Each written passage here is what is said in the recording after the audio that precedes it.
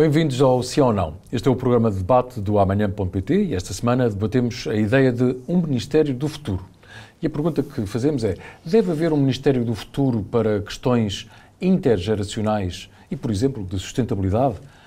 É prioritário, se quisermos ter um modelo diferente de gestão da coisa pública, ou é, afinal, prioritário simplificar e reduzir o número de ministérios?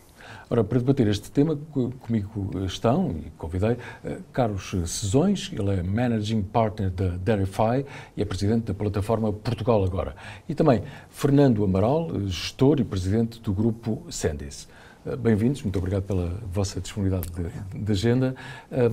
Já sabem que temos um minuto e meio para a defesa da tese ou da ideia inicial, depois podemos interromper à vontade.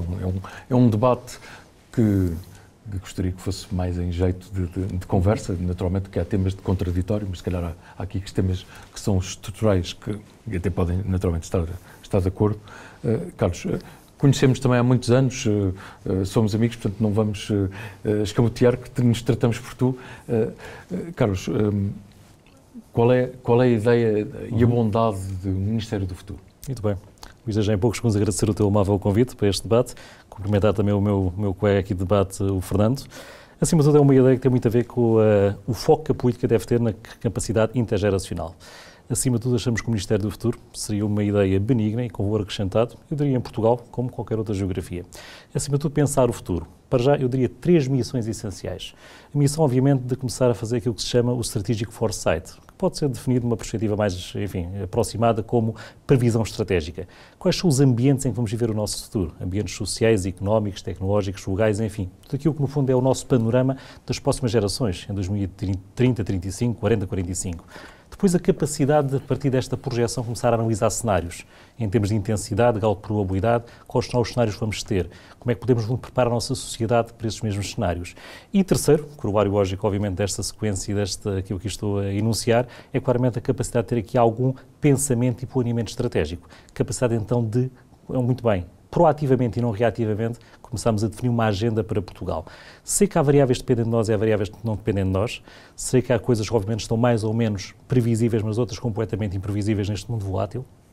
Mas o que me parece que é importante é ver, de facto, aqui um organismo, e se possível dentro do Governo, obviamente com grávitas, com poder de decisão, sendo respeitado também. Eu até num artigo que escrevi recentemente disse que o conteúdo é importante, mas às vezes a forma também é importante, e já que temos aqui culturalmente uma reverência hierárquica tão forte ao Governo, ao Sr. Ministro ou à Sra. Ministra, se preferirem, acho que é importante, no fundo, ter aqui esta perspectiva de um Ministério que olhasse para estas questões transgeracionais, tivesse uma agenda transversal em muitos temas, estamos agora a falar aqui de seguida, mas vão desde as tecnologias à saúde, à longevidade, à demografia, às migrações, há aquilo que é as alterações climáticas e a transição energética, enfim, temas que vão afetar muitas gerações e nas quais eu acho que, provavelmente, os políticos que estão, obviamente, neste momento em funções de poder, não têm tantos incentivos a agir sobre elas, porque eleitoralmente, naturalmente, estão mais ancorados ao curto prazo, às emergências e àquilo que o eleitorado, 4 em 4 anos, vai, obviamente, tentar, avaliar.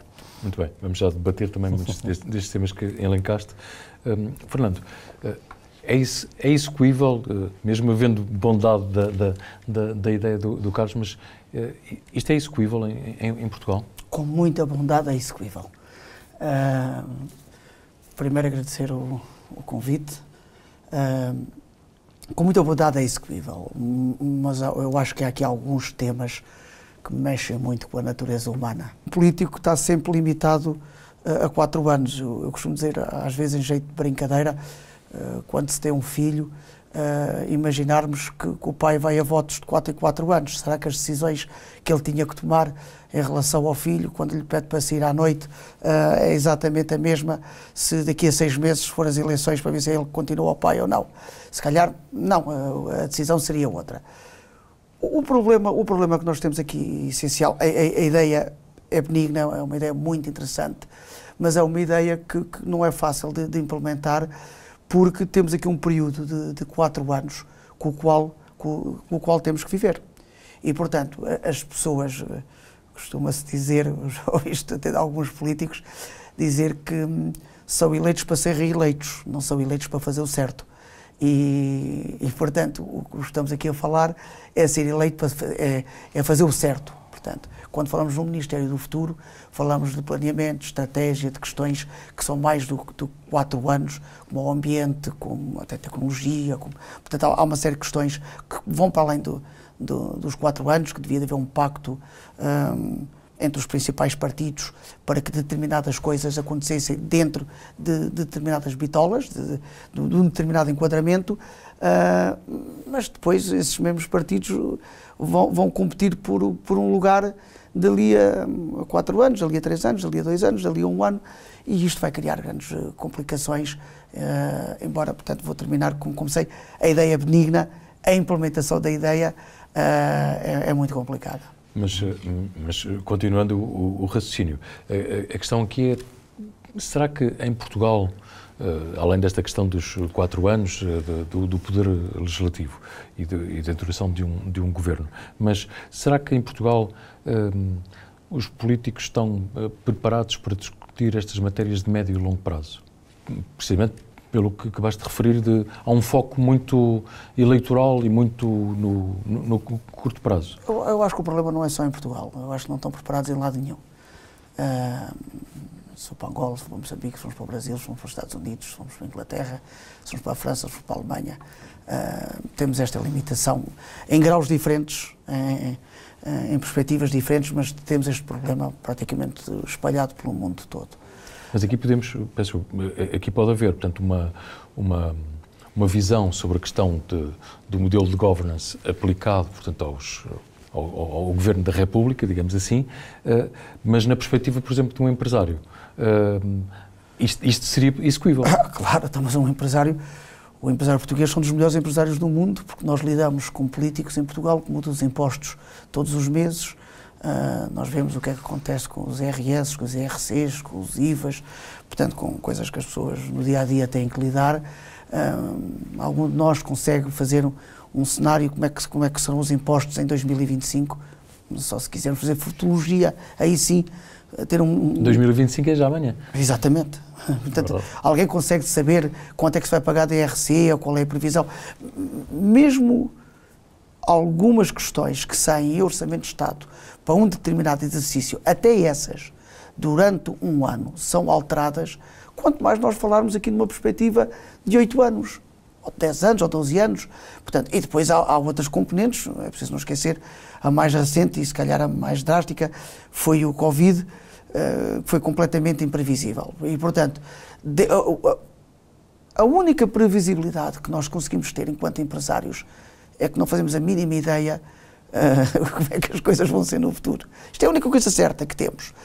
E depois pedem aos empresários para ter uma estratégia porque até quando se aumenta ordenados, quando se vai à procura de novos mercados, tudo isto obedece a regras, portanto, porque quer se queira, quer não, isto não trabalha só com receita, trabalha com custos, portanto, é nesta relação da receita e do custo que as coisas funcionam. E, portanto, é muito difícil. No Excel é fácil montar um business plan, montar um plano de negócios de um qualquer negócio, é muito fácil. Até porque no Excel, quando as coisas correm mal, é só ir ao lado do proveito e aumentá-lo. Portanto, e aquilo fica outra vez direitinho, o Excel volta a dar lucro, o Excel, não a empresa, mas no Excel volta a dar lucro e as coisas funcionam muito bem. Há bocadinho disse uma coisa muito bem, que é, disse várias, mas uma delas que eu vou destacar, que é deixarmos de atuar de forma reativa. Portanto, hoje em dia nós reagimos a coisas, acontece uma coisa qualquer, lá vamos, pumba, vamos a correr para fazer qualquer coisa. Isto dava a possibilidade de fazer algo ao contrário, que era, antes de acontecer, nós prepararmos as tropas, prepararmos toda a parte de logística, de aprovisionamento, de estoques, de tudo que é um negócio, e ter um approach, uma abordagem completamente diferente. E, portanto, a probabilidade de sucesso, eu acredito, que aumentava significativamente.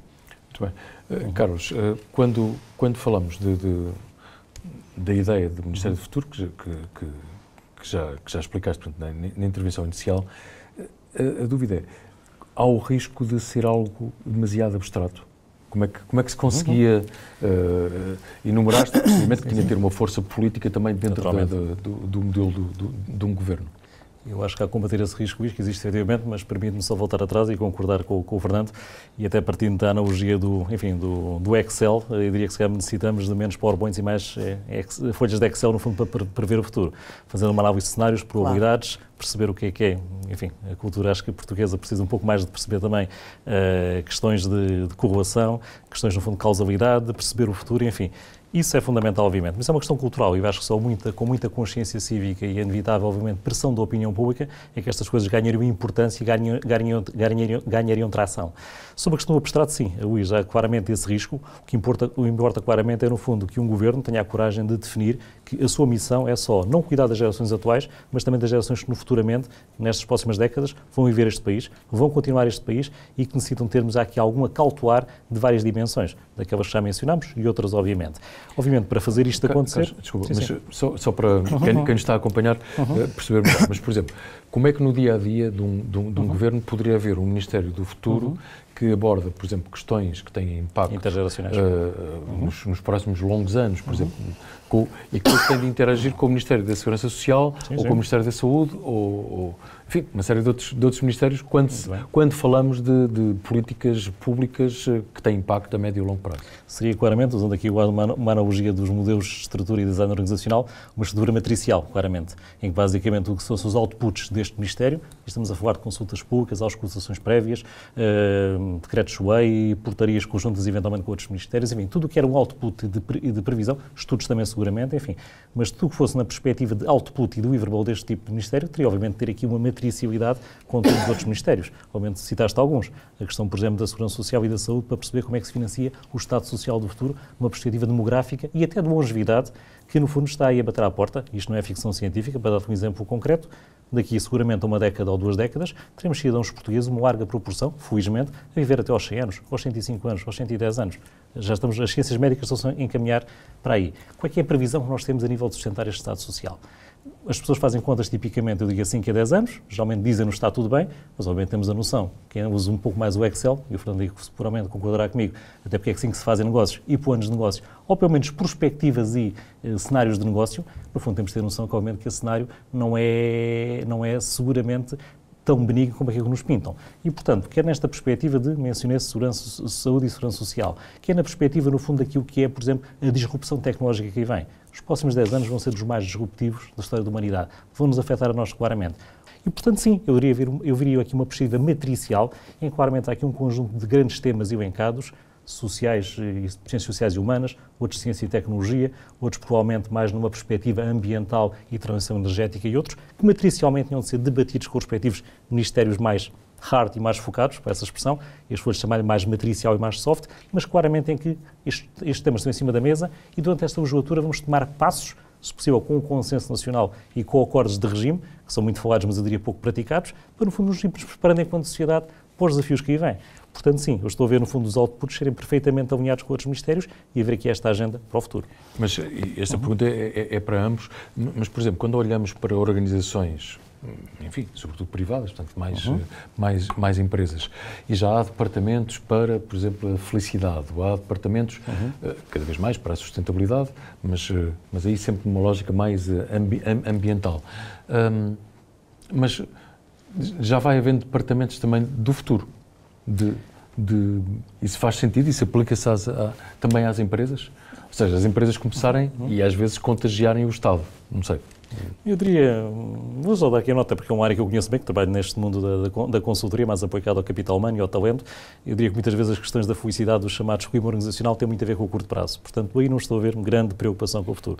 Felizmente, grandes organizações, já tem aqui uma robustez de olhar para o futuro, tem aqui departamentos de perspectiva, departamentos de inovação, pessoas focalizadas a idealizar os produtos do futuro, os modelos de negócios do futuro, os consumidores e clientes do futuro, enfim. E felizmente já há alguns bons exemplos no mundo das tecnologias e não só nessa perspectiva. E sim, podem-se beber aí bons exemplos e boas práticas para aplicar no Estado. E mais uma vez, a questão é, no fundo, começar a tornar isto culturalmente como um processo. E eu acho que culturalmente ainda não é um processo. Acima de tudo, estamos muito, como disseste há pouco e muito bem, focados no curto prazo. E o Fernando também focou isso. apagar fogos, a emergência, as listas de espera na saúde, a questão da reivindicação dos médicos, a questão da reivindicação das forças de segurança, e é tudo muito legítimo, muito bem. Então precisamos de alguém que, no fundo, que seguramente olhe para o futuro e perceba como é que podemos desenhar o futuro a partir de agora. E acho que esse é o fundamental neste tema. Mas, pegando nesta pergunta, tenho mais umas quantas. Eu estou-vos a ouvir falar e estou a imaginar alguém que nos esteja a ouvir agora. O primeiro problema que nós temos quando falamos de futuro é que a maior parte das pessoas que nos ouvem, que nos estão a ouvir neste momento, têm um problema no presente. E, portanto, é muito difícil. Começa logo por aqui, na implementação. A gente pode fazer todos os estudos que nós entendermos e possivelmente vamos chegar aqui a um racional, que é as respostas que vamos ter. Antes de fazer os estudos, nós já sabemos quais elas são. Mas ok, é a confirmação da percepção que tínhamos. Para fazer algo deste género, isto não pode ser só um governo com maioria. Porque nós vimos até há pouco tempo como é que cai um governo com maioria. Um governo que nós tínhamos a certeza absoluta que não iria cair. Caiu. E, portanto, isto tinha que ser algo, devia ser concertado com várias linhas, com vários partidos, para quando sai... regime. Claro, para quando sai um, quando entrar o outro a seguir, não fazer o reset e começar... E não vou discutir a questão do logotipo, se é bonito, se é feio, se só 3 cores. Deixar isso de lado. Porque com a mesma facilidade que um mudou, foi exatamente proporcional à facilidade com que o outro veio a seguir e mudou. E este é o problema que nós temos. Porque nós, quando falamos de ambiente, até de assuntos que hoje em dia são mais pesados e que começam agora a ser mais óbvios, é preciso não esquecer que eles começaram a ser falados há décadas atrás. Ninguém fez nada. E hoje nós dizemos que aquela zona do planeta tem metade do gelo, e ontem houve aí um país que teve 52 graus, e todos nós vemos que isto está a acontecer. Na realidade, não há força política, e portanto nem sequer estamos a falar de Portugal, para se mudar isto. Porque isto tem que ser um acordo, tem que haver esse acordo de regime, porque tem que ir para além de um partido, porque quando se troca de partido não se pode trocar de políticas. Portanto, nós não podemos estar a ir... Nenhuma empresa funciona assim. Portanto, nenhuma empresa funciona num dia estar a trabalhar, a correr numa determinada direção e no outro dia mudar. Pode mudar, mas é pelo racional do custo. Montou-se uma estratégia que não funcionou, não resultou, não está a funcionar bem, e ou tem-se outra ideia melhor, ou quer-se explorar outra coisa, tudo bem. Agora, andarmos todos os dias neste zigue-zague de operacional, que muda-se de governo, muda-se de ministro, muda-se... Acho que era Platão que falava do ditador bom. E era qualquer coisa assim, para haver um Ministério do Futuro, tinha que haver um ditador bom, que era, e Platão já foi há alguns anos, falava nisto, que é alguém que pensa sempre no bem das pessoas, no que é melhor para o todo, e executa sempre aquela ideia, e que não está preocupado com o egoísmo dele, nem com a sede de poder, ou dele, do clã dele, da equipe dele, e não se consegue montar nada enquanto não se resolver, ou não se tiver estes pilares bem assentes e bem desenvolvidos, porque não vamos conseguir resolver nada no futuro se não estruturarmos bem o presente. Não vale a pena estar a dizer às pessoas, a assinar com uma cenoura, a dizer que no futuro tudo vai ser muito melhor, quando as pessoas hoje vivem com dificuldades brutais, como sabemos.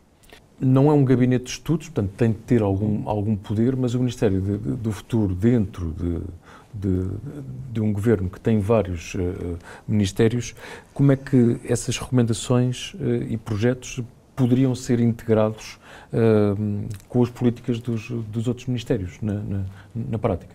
Porque se for apontar um determinado cenário e dizer, olha, isto a médio prazo é assim, e o ministro ao lado diz, pois, mas eu estou preocupado, como estavas a referir, com aspectos de curto prazo, como é que isto se conseguiria articular?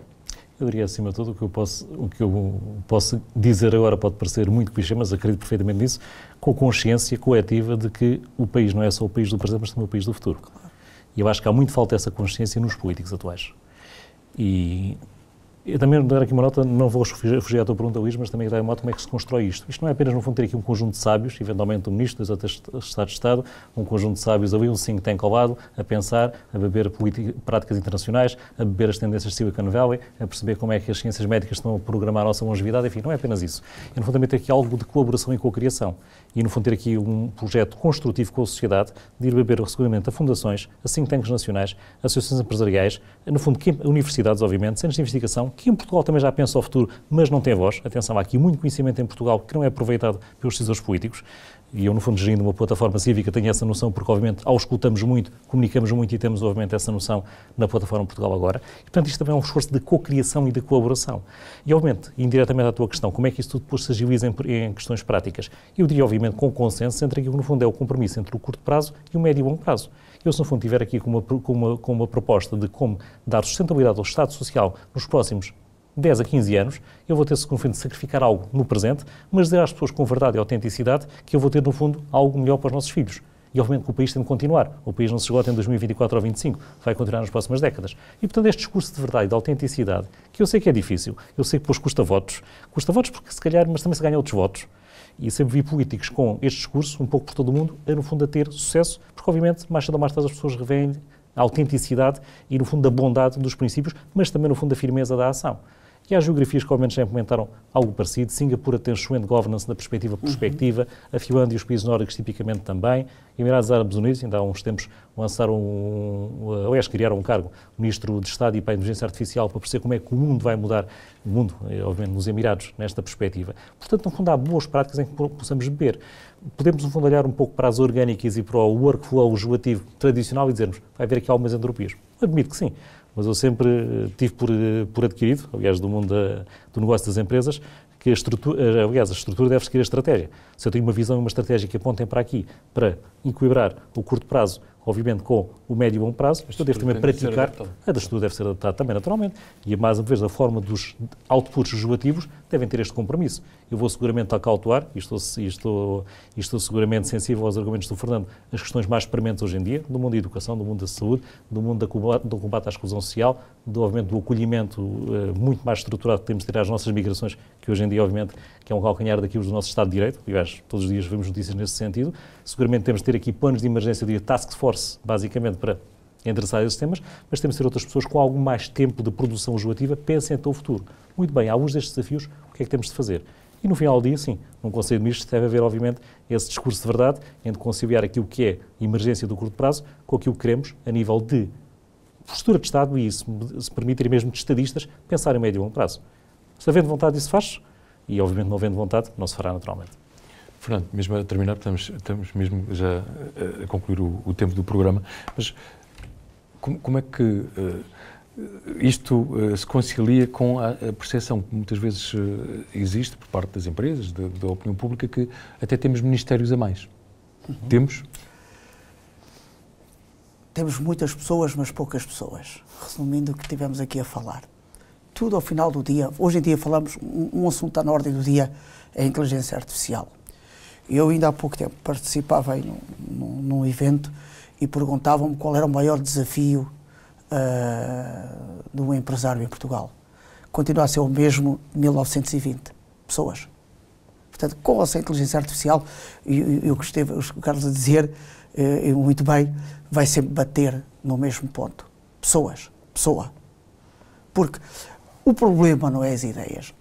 Todos nós podíamos estar aqui o resto do dia a debater o tema de ministérios a mais, ministérios a menos, mas o difícil é conseguir um punhado de pessoas, uma pessoa que tenha uma visão diferente, que seja capaz de fazer o que está certo, mesmo que isso signifique... Eu deixo uma pergunta. Quantos políticos em Portugal são capazes de fazer o que está correto, mesmo sabendo que fazendo isso vão perder as próximas eleições? Este é o problema. E o problema dos muitos ministérios tem a ver com as clientelas, tem a ver... Todos nós sabemos, não é preciso estar aqui a enumerar os factos porque é que existem tantos ministérios, embora nos sempre vendido a ideia que é para ter um tuning mais fininho, para dar mais resposta, mas todos nós sentimos que isso não acontece. Nós agora mudámos de governo, um partido PS para o PSD, e em poucos dias vimos uma mudança, o barco ir numa determinada direção, de repente virou-se as velas, apanhou-se o vento de outro sítio, pá, e estamos a arrancar para o outro lado. Todos nós sabemos, se amanhã houver eleições antecipadas outra vez, e se voltar a ganhar o PS, o que é que vai acontecer? Volta-se a arriar as velas, voltamos outra vez para o outro lado. Este é o problema maior que nós temos. E isto, ao final do dia, vai sempre bater no mesmo ponto, que é as pessoas. Nós não temos pessoas a mais, nem pessoas a menos. Não temos as pessoas certas. Muito bem, meus caros, muito obrigado pela vossa disponibilidade. Esta ideia para nós faz todo sentido neste projeto Portugal Amanhã, como sabem, porque um dos propósitos deste projeto editorial, multiplataforma, é pensarmos o país, pelo menos há 20 anos, com a missão de, bom, em 2043 Portugal irá celebrar 900 anos do Tratado de Zamora e, portanto, olha, bora pensar um bocadinho a 2 décadas num país que não pensa muito a médio e longo prazo. Mais uma vez, muito obrigado pela vossa disponibilidade. E é tudo, já sabe que pode ver este debate no site amanhã.sapo.pt, também na Euronews, aliás, fica disponível no canal YouTube em português. Pode ouvir em podcast e, como sempre, ler no jornal Portugal Amanhã, que sai com o sol. Conto consigo na próxima semana.